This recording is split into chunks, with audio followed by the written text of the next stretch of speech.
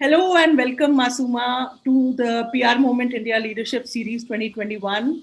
We have with us today Masuma Patre, who's the marketing and communication lead for the medtech firm Medtronic.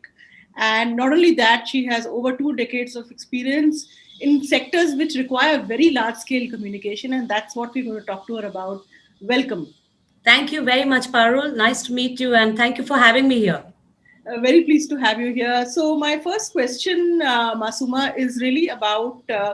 I'm just going to kick off the conversation with what do you think are the specific challenges of communication at scale? You have plenty of experience in industry, in manufacturing, not just in your current role, but before, which require very large scale communication. What are the specific challenges of that?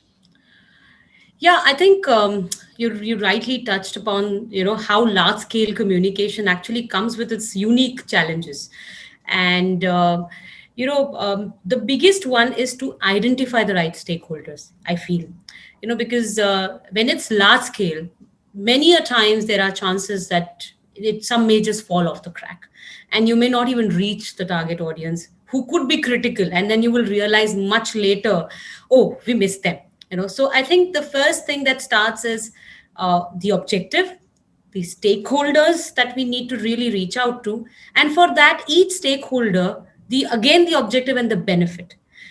Sometimes what happens as organizations, and we all know this challenge, when we are in communications, there is this one objective given, and that's the only objective we are expected to spread across to all stakeholders, thinking that everybody wants this. Well, sometimes it's more from the company side, right? This is what I want to say, but nobody talks about what the other side wants to hear. And in large scale communications, I personally, my experience has been to really pinpointing the stakeholders and then understanding from the other side, what they really want to hear from you. That actually makes it very important. That's the first step. And then obviously you go on to understanding the media that they would you would use to reach out to them. With that, there is another side to it, which is the internal side to it, because when you are doing such large scale communication, there is a much larger community within your organization who needs to be aware about these things. So we cannot kind of just work with a top down approach. If these are large scale campaigns, like my previous organization, I've been into banking, into manufacturing, into chemicals. And there, then you really need to also reach the last salesperson of your organization, because he has to speak the same language that you're speaking or your CEO speaking at the top level, right? So I think it comes with its varied challenges, but it's also pretty exciting when you're doing such large scale ones, because the outcome and the sheer reach and outcome is just amazing. What's been your experience like during the pandemic? Because not only was it at scale, but you had your own vulnerable stakeholders in terms of the sales executives who were, like you said, actually standing in the OT Yeah, and very very close to the front line, as yeah, close as the doctors and the other yes, medical staff. So, yes. so what were your learnings about communication, where it's not only large scale, but stakeholders, your own stakeholders are at risk, and there's a lot of stop go in terms of the environment happening all the time. Yeah, I mean, you're absolutely right. Being in the medtech space, our frontline staff has been out there with all the healthcare professionals, because, when you are talking about either it's elective surgeries or you're talking about, a stroke or something related to cardiac, our people are there with the doctor, standing with the surgeon in the operation theater. Now, in such cases, the first thing when the initial phases of pandemic started, the first thing is, can I go? Am I allowed to go? And should I go? I think, because everybody is worried about their families, also, how it will affect them.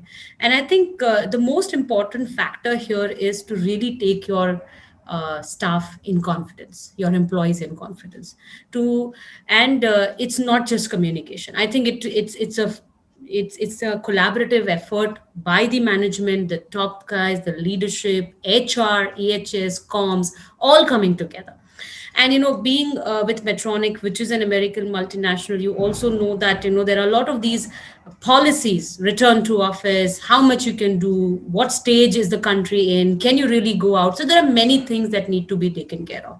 I think the first and the foremost thing is getting your employees or your salespeople aware that we are there with you. Now, that just doesn't happen with what you talk. It also comes with a lot of other things that you add value, right? Like, for example, our people were there standing in the theater, operation theaters, as I told you. Now, they need to have the right equipment, right safety gear. They need to know what are the do's and don'ts. Uh, they need to be reporting back, saying that, okay, this is where I have been, and maybe I have become vulnerable to this, and maybe there is somebody who I have come in touch with, because they are standing in the hospitals, right?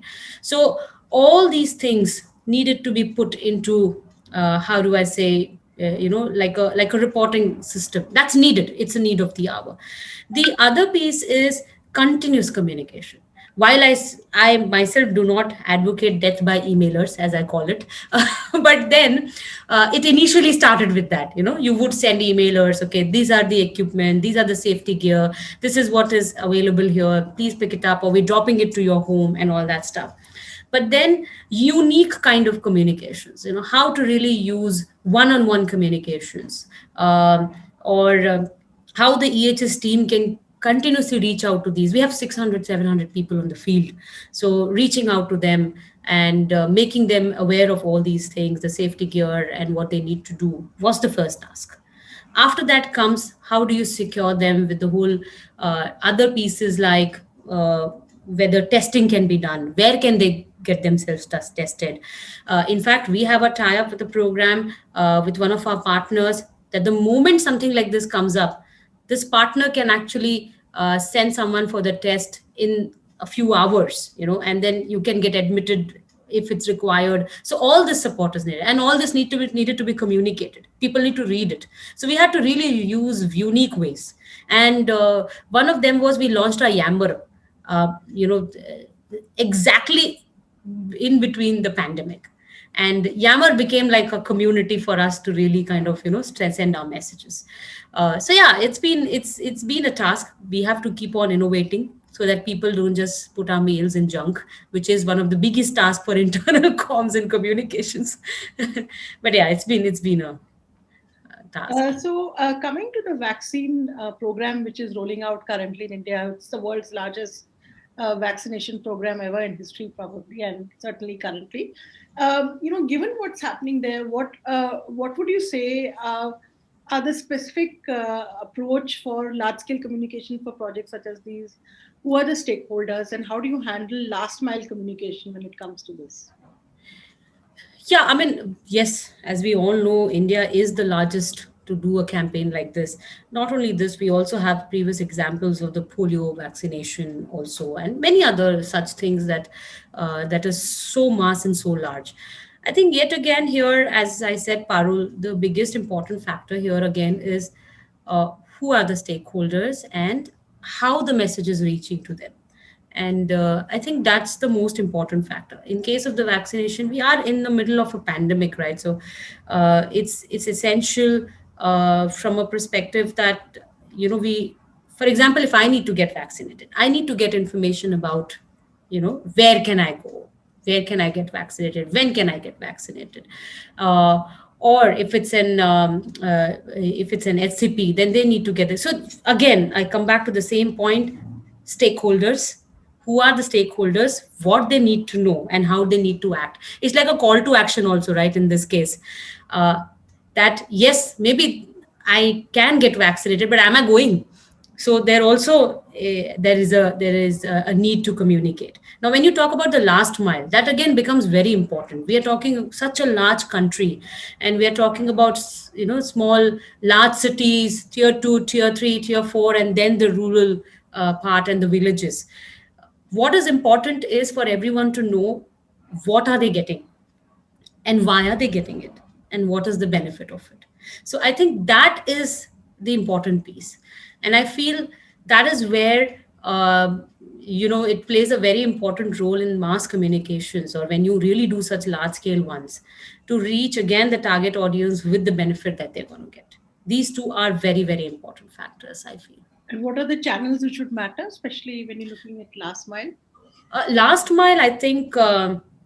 See, when you talk about last mile, there is a, in case of healthcare, maybe you have the local hospitals, the local doctors, the local the balwadis and all that stuff, right? I mean, these are people who have been part of many such campaigns.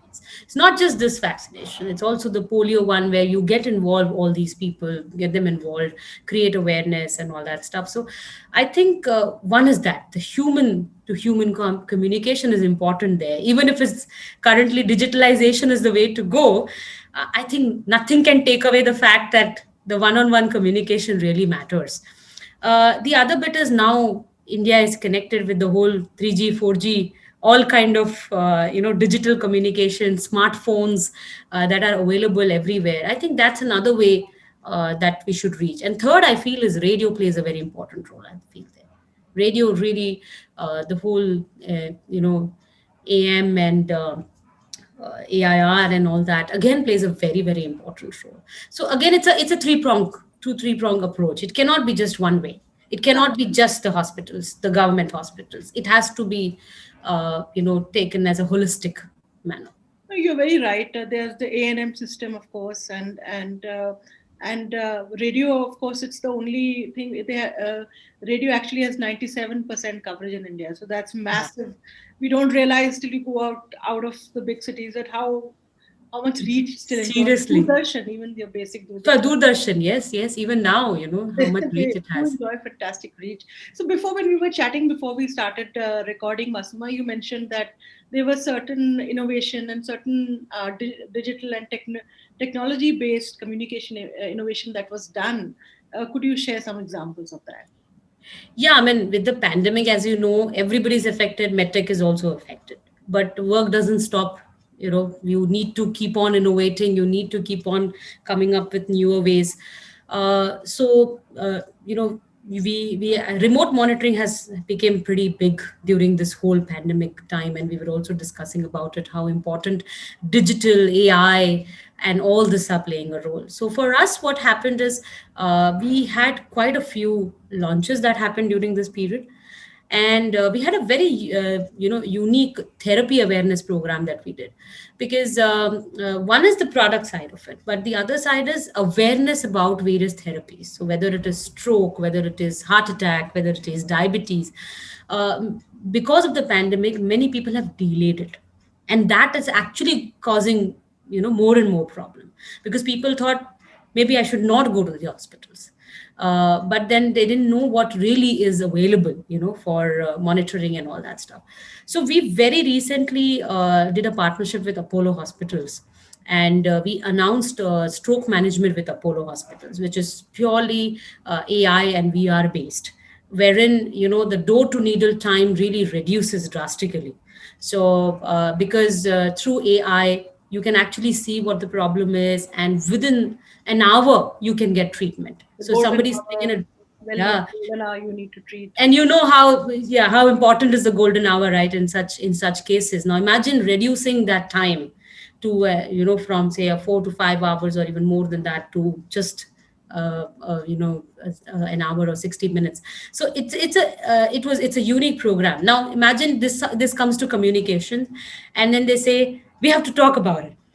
Now as a PR person, you start thinking, okay, what do you do? So I think we did one of the first ever virtual media conference with Apollo and with our management team sitting virtually, and media, 80 to 90 media being there. And I realized when we did that, that I think even media has got used to this whole thing. Right now, there is no, there is no this thing. Oh, you have to go for a press conference, or I think they've also got used to this interaction, and we also did a huge stroke awareness campaign. So we took a three-prong approach: the media part with the partnership, but we did a series of radio interviews with key stakeholders across major cities in India to talk about what is stroke, How do you come to know what a stroke? Is my friend, family member going through a stroke at this point of time? What are the signs that you should look at and what you need to do? So we did that full-fledged awareness program during that whole World Stroke Day time. We did it on digital, on radio, also used the the digital side of the print, and I think this created a lot of awareness within our target audience. And I think this was one of the most unique way to really cover therapy awareness, because in the current pandemic, most of the thing is on how do you really get business revived back. Okay, but then there is also awareness that is needed, there's also reach needed, and therapy awareness becomes very, very important in this time. And this is one program I really feel that that stood out for us, and also the whole virtual media conference that we did. Other than that, we also recently announced a large investment in an R&D center in Hyderabad, and with the collaboration of government of Telangana, and that again was a pure virtual event. We had our global CEO, we had our India managing director, we had the state minister being there. Now imagine all these people coming on one Zoom call and all that stuff. I think it comes with its challenges, but I also like the way that things fall in place with digital. So and it's all, we have to find newer and newer ways of engagement on digital platforms. Thank you. This has been a really interesting conversation, Masuma. Thank you so much, Masuma, for your time. That's Masuma Patre, who heads communication and marketing for the international medtech firm Medtronic. Thank you, Masuma, for joining us on the PR Moment India Thank you very much. leadership series. Thank you very much, Parul, for having me here. It's been great to have this conversation with you. Thanks.